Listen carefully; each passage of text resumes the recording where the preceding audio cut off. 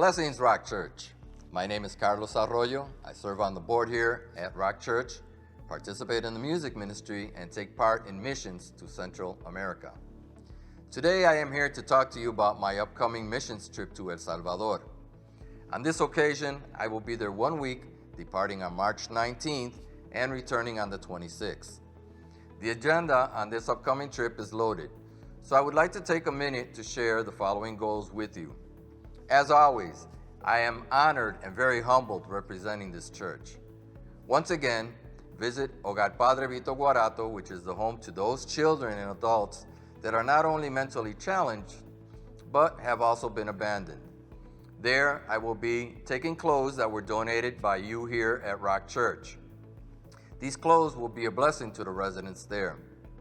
Also, we will donate an industrial blender used to blend the food for the many that cannot chew or eat solid food due to their medical conditions. The next thing I would like to accomplish is to travel up into the mountains to the town of Apaneca. We will purchase food to distribute to the local residents and pray for their needs. The mayor of Apaneca has already offered to provide police security and transportation to take this provision to these people. If possible, we will provide a local church in Apaneca a large LED TV and computer to bless their ministry.